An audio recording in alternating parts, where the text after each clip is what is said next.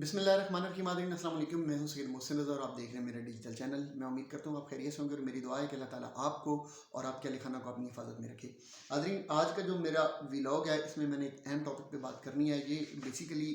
Topic है बालाज टीपू का। बालाज टीपू, आपको पता है कि कुछ चंद रोज़ पहले की बात है कि लाहौर के अंदर इस नौजवान को बेदर्दी से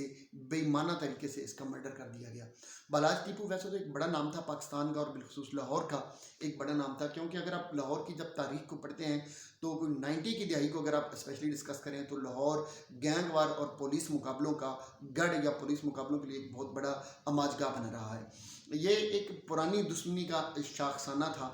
जिसके तहत बालाज टीपू जो है उनको मौत के घाट उतार दिया गया। मैंने इस टॉपिक पे पहले बात नहीं की थी। मैं चूँकि जब बालाज टीपू का जब मर्डर हुआ तो मैंने उस दिन एक ट्वीट ज़रूर की थी, लेकिन मैंने इस टॉपिक पे कोई बात नहीं की थी क्योंकि मेरा ये मानना है, मैं ये समझता हूँ कि इस तरह के सेंसिटिव टॉपिक्स होते हैं उन पर सिर्फ उन लोगों को बात करना चाहिए जिनके पास उसकी पूरी की पूरी इन्फॉर्मेशन हो। मुझे हल्का फुल्का इसका नॉलेज ज़रूर था चूँकि बालाज टीपू के हवाले से मुख्तलिफ उनके इंटरव्यूज़ आते रहते थे और अगर उनके वैसे तो उन्हें डॉन कहा जाता था, अंडरवर्ल्ड का डॉन कहा जाता था, लेकिन उनके बारे में आम रिव्यू जो लोगों ने दिया हुआ था वो यही था कि वो एक पुरअमन शख्सियत हैं और वो किसी भी तरह इन दुश्मनियों से और इन गैंग वार से वो अपनी जान छुड़ाना चाहते हैं। ओवरऑल भी लाहौर आजकल थोड़ा सा अमन में चल रहा था, लेकिन इस मर्डर के बाद अब जो लाहौर की तकदीर है उसका फैसला जो है वो, अगर मैं ये कहूँ कि इस जो बालाज टीपू का मर्डर है इसकी तहकीकात, शफाफ तहकीकात या जो भी इसकी तहकीकात होती हैं, ये अब आगे आगे लाहौर का जो अमन है वो इस पर डिपेंड करता है, बल्कि पूरी तरह डिपेंडेंट हो गया, इस मर्डर के साथ लिंक हो गया है लाहौर का अमन। आज मैं जब इस टॉपिक पे बात करने जा रहा हूँ तो अब चूंकि काफ़ी सारी इन्फॉर्मेशन आ चुकी हैं और काफ़ी सारी चीज़ें जो है वो क्लियर हो चुकी हैं, इसलिए आज मैं बात कर रहा हूँ। इससे पहले बात ना करना इसलिए मुनासिब था कि आपकी कोई भी बात जो होती है वो तहकीकात को गलत रंग दे सकती है या लोगों में एक गलत किस्म की असम्पशन जो है वो आ सकती है। तो इसलिए मैंने ये चाहा था कि जब इसकी कुछ इन्फॉर्मेशन इस तरह की आ जाए या कुछ एक ट्रैक पे इसकी तहकीकात आ जाए तो तब ही इस पर बात करनी चाहिए। आज एक चूँकि कुछ नई अपडेट्स आई हैं और नई तहकीकात सामने आई हैं तो उसमें ऐसे हौलनाक और दिल हिला देने वाले इंकशाफात हैं कि उन्हें सुनकर एक दफ़ा इंसान जो है उसका इंसानियत से भी एतमाद उठ जाता है। मैं चूँकि इस पर बात करने से पहले मैं एक चीज़ आपको रिमाइंड करवाना चाहूँ, बल्कि कुछ ऐसे इत्तफाकात हैं जो मैं आपसे डिस्कस करना चाहूँगा जिन्हें सुनकर आपको भी हैरत होगी। टीपू ट्रक्का वाला का बेटा बालाज टीपू जिसका मर्डर किया गया, ये इस नस्ल का गलबन चौथा कत्ल है और इस दुश्मनी के अंदर आने वाले ये 10वां या 12वां मर्डर है जो मतलब हाई प्रोफाइल मर्डर हुए हैं। वैसे तो कोई 20-22 के करीब इसमें मर्डर हो चुके हैं इस गैंग वार के अंदर, लेकिन ये इस नस्ल का ये चौथा मर्डर था। इनके परदादा को पहले कत्ल किया गया जो गालिबन पहलवान टीपू या इस तरह का उनको नाम था, मुझे अब एग्जैक्टली उनका नाम अब मेरे माइंड से चूँकि स्किप हो गया। उसके बाद बिल्ला ट्रक्का वाला कत्ल हुआ, फिर टीपू ट्रक्का वाला जो इनका बाप था, और अब बालाज जो है वो 2024 के अंदर बालाज टीपू, अमीर बालाज टीपू उनका नाम है पूरा, उन्हें भी आज मौत के घाट उतार दिया गया। एक चीज़ इसमें आप अगर इत्तफाक देखें तो टीपू ट्रक्का वाला जो था उनका मर्डर 2010 में हुआ था। उससे पहले उनके जो दादा थे जिन्हें बिल्ला ट्रक्का वाला कहते थे उनका 1996 के अंदर मर्डर हुआ था। यानी ठीक 14 साल के बाद जो टीपू के जो वालिद थे, बालाज के वालिद जो थे, उनका कत्ल हो गया और उनके बाप के कत्ल के ठीक फिर 14 साल के बाद बालाज को भी, यानी दादा के कत्ल के 14 साल के बाद उनके बाप को कत्ल कर दिया गया और बाप के कत्ल के ठीक 14 साल के बाद बालाज टीपू यानी उस बेटे को, पोते को भी मौत के घाट उतार दिया गया। तो इनके दादा और इनके बाप और इनके कत्ल के दरमियान ये 14-14 साल का फासला है। फिर एक और बात इसमें बड़ी इम्पोर्टेंट है कि ये तीनों मर्डर जो थे ये इनके अपनों की मिली भगत से हुए थे, यानी बेसिकली करवाए तो इनके दुश्मनों नहीं थे। और जब एक दुश्मनी की बात आती है तो यकीनन ये गोगी भट्ट, तीफी भट्ट और इस तरह के सारे मामला, ये जितने भी लोग हैं उसमें उनका नाम, अब गोगी भट्ट और तीफी भट्ट का नाम ज़्यादा इस मर्डर के अंदर आ रहा है, बालाज टीपू के अंदर यही इसके बाप के भी कातिल थे।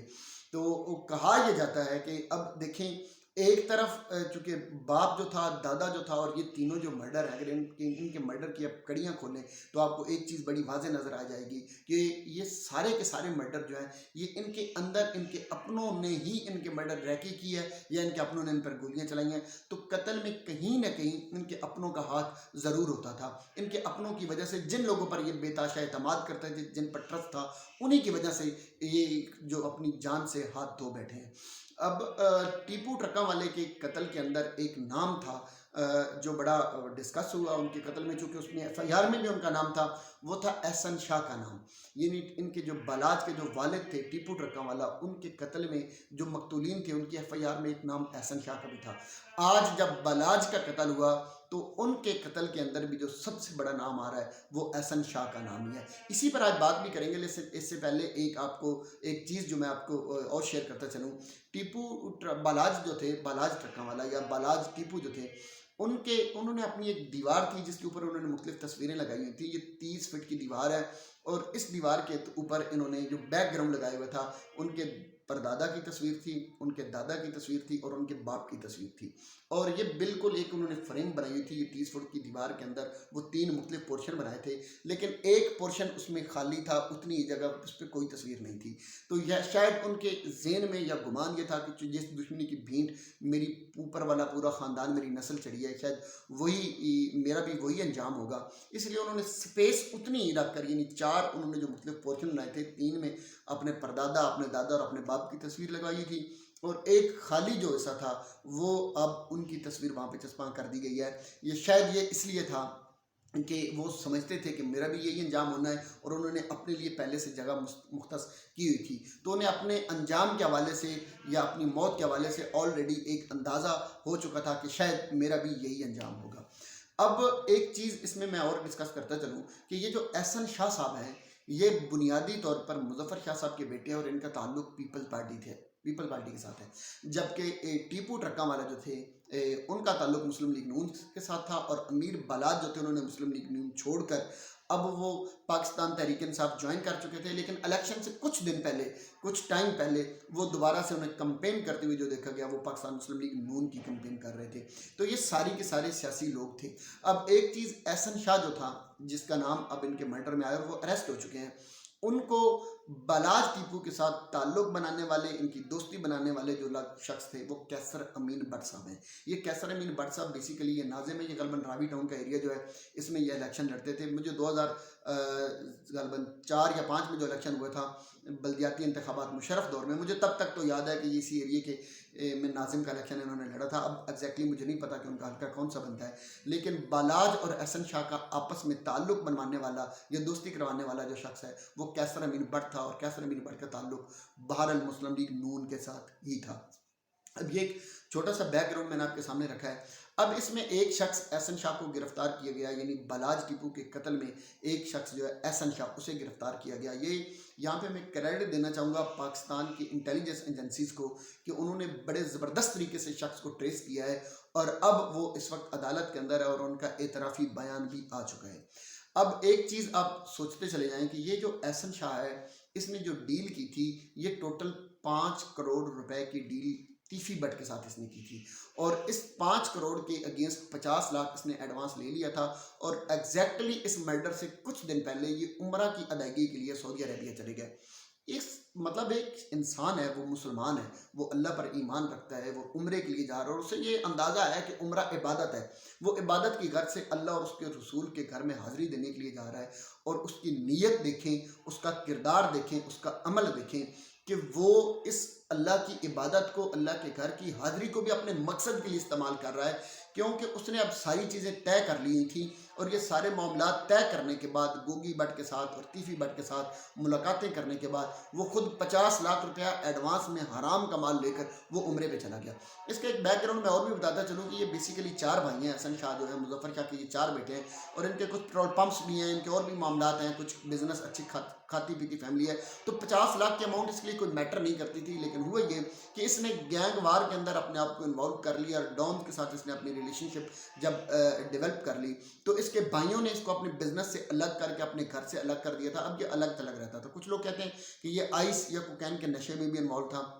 لیکن جو بندہ ایک قتل کے منصوبے میں انوالو ہو سکتا ہے، اس سے بڑا پھر اور نشہ کیا ہو سکتا ہے؟ تو سب سے بڑا لالچ، حرص اور دولت کا نشہ تو اس کو تھا ہی سے. یہ بندہ جب ٹریس ہوا، یہ ٹریس اس طرح ہوا کہ اسے ٹیلی فونک ریکارڈ سے ٹریس کیا گیا. یہ بالاج ٹیپو کا بہت اچھا دوست تھا، اور اپنے ایک انٹرویو میں، یعنی اس مرڈر کے بعد جب اس کا انٹرویو کیا گیا، جب وہ واپس آیا تو انٹرویو میں اس نے کہا کہ بالاج مجھے میرے بھائیوں کی طرح محبت کرتا تھا، اور وہ مجھے اپنا بھائی سمجھتا تھا. اس بندے نے سعودی عربیہ میں رہ کر 24 گھنٹے یہ بندہ بالاج ٹیپو کے ساتھ کانٹیکٹ میں تھا، اور جس شادی کی تقریب کے اندر بالاج ٹیپو کا مرڈر کیا گیا وہ ان کے ایک دوست کی شادی تھی، اور یہ ان کا جوائنٹ دوست تھا، یعنی یہ کامن فرینڈ تھا، بالاج ٹیپو اور احسن شاہ کا یہ کامن فرینڈ تھا۔ اس تقریب میں جانے سے پہلے اور اس تقریب میں جانے کے لیے کنونس کرنے میں بھی احسن شاہ کا بہت بڑا ہاتھ تھا، یہ اس نے اپنے اعترافی بیان میں اس بات کو قبول بھی کیا ہے،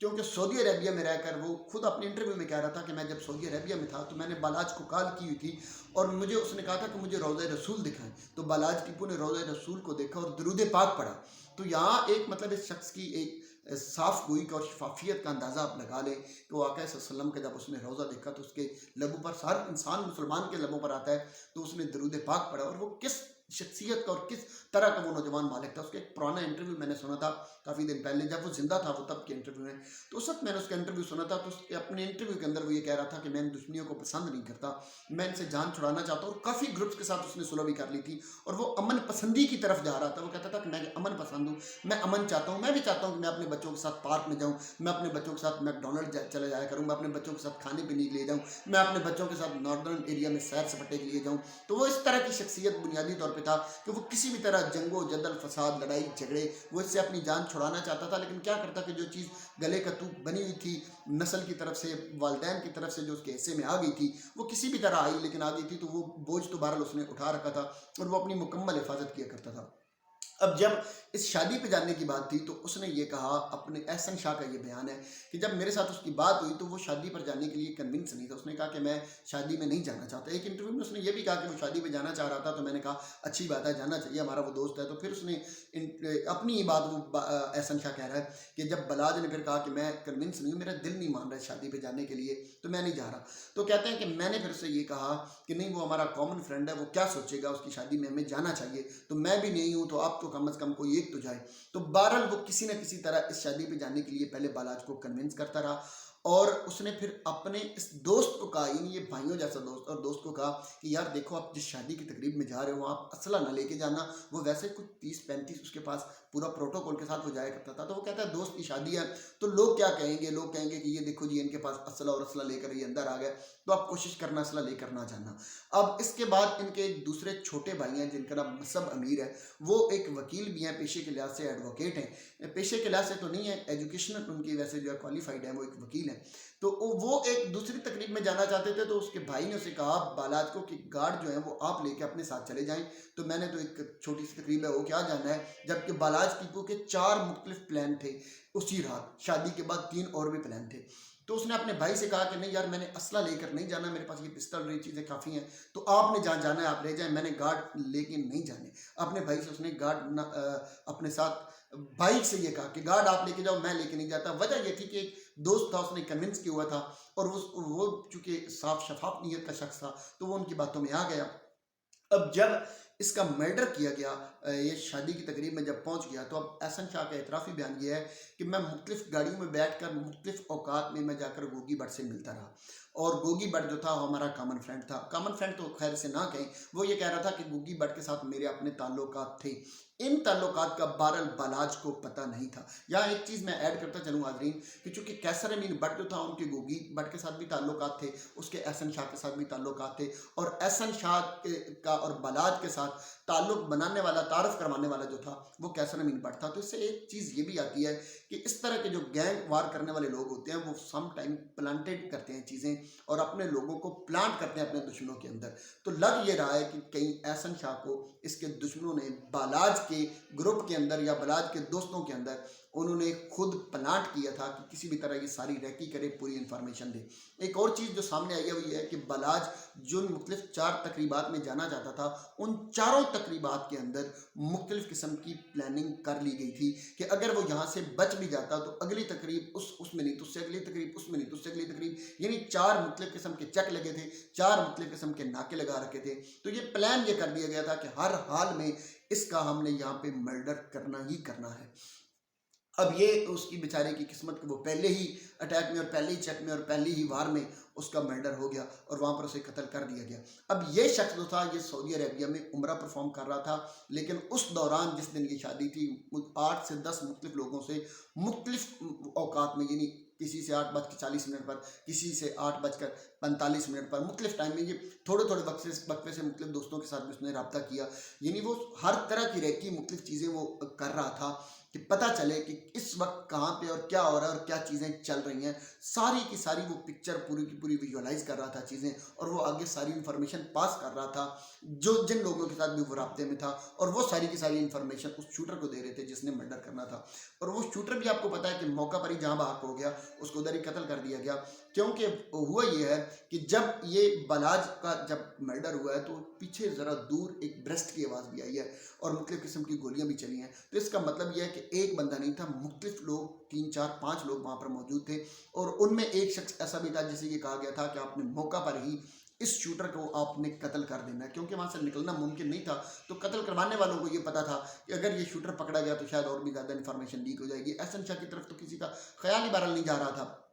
اینی وے، اب اس وقت جو انفارمیشن اب تک کی ہے وہ یہ ہے کہ احسن شاہ جو ہے اس کا پولیس نے ٹینڈ کر دیا ہے، اور احسن شاہ اس کا جان سے پیارا دوست اس کے قتل میں انوالو ہے، اور دوست پر اعتماد کرنے کی وجہ سے بلاج ٹیپو جو ہے وہ اپنی جان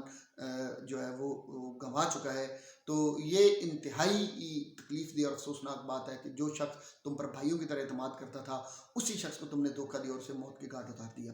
ناظرین، ویڈیو میری تھوڑی لمبی ہو رہی ہے، ایک آخری بات 2 منٹ کے اندر اندر میں کرنا چاہوں گا کہ درِ فشاں ایک ٹی وی ایکٹر سے آج کل خی ڈرامہ چل رہا ہے جیو کے اوپر. انہوں نے ایک اپنی سٹیٹمنٹ دی اور انہوں نے یہ کہا ہے کہ مجھے جب پاکستانی سرچ کرتے ہیں تو وہ درِ فشاں ہارٹ سے سرچ کرتے ہیں. تو یہ بڑی ایک افسوسناک بات. اس نے کہا کہ میں ایسی لڑکی نہیں ہوں، کہ ضروری نہیں کہ جو ایکٹرس ڈراموں میں کام کرتی ہیں وہ ساری ایسی ہی ہوں، تو مجھے اس طرح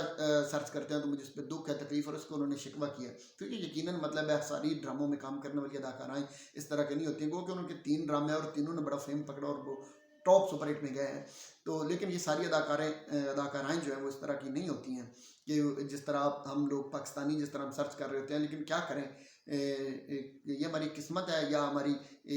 ہمارا کلچر اس طرح کا ہے کہ جس طرح اداکارائیں یہاں پر آتی ہیں وہ ساری اداکارائیں نے انہوں نے اپنے انٹرویوز وغیرہ دیے ہوئے ہیں. آپ کو بھی پتا ہے عائشہ عمر اور عائشہ خان اور ان کے انٹرویوز موجود ہیں کہ وہ کہتی ہیں کہ یہاں تک پہنچنے کے لیے ہمیں کیا کچھ کرنا پڑتا ہے اور کیا کچھ کر کے ہم آتی ہیں. تو جب آپ کی کولیگز اس طرح کی باتیں کریں گی تو پھر پاکستانی لوگ ہیں، عوام، نوجوان، پھر وہ ہر ایک کو اسی نظر سے ہی دیکھیں گے. اور یہ آپ بھی سمجھتی ہیں، آپ بھی جانتی ہیں کہ آپ جس فیلڈ میں ہیں، تو جب آپ کیچڑ میں قدم رکھیں گی تو پھر آپ یہ نہیں کہہ سکتی کہ میرے کپڑے گندے نہ ہوں، پھر یہ چیزیں تو چلیں گی. بہرحال بطور پاکستانی ہمیں احتیاط کرنا چاہیے، لحاظ کرنا چاہیے، خیال کرنا چاہیے کہ اس طرح کی چیزوں سے ہمیں باز رہنا چاہیے. ہر پروفیشنل جو ہے وہ ضروری نہیں کہ وہ پروفیشنل، اگر پروفیشن ٹھیک نہیں ہے تو پروفیشنل جو ہے وہ بھی ٹھیک نہ ہو. اچھے لوگ بھی اس طرح کی چیزوں میں اور میڈیا کے اندر اور ڈرامہ انڈسٹری کے اندر اور فلم انڈسٹری کے اندر اچھے لوگ بھی، با کردار لوگ بھی بہرحال موجود ہیں. اللہ تعالیٰ میرا اور آپ کا، ہم سب کا حامی و ناصر و دعاؤں میں یاد رکھیے گا. السلام.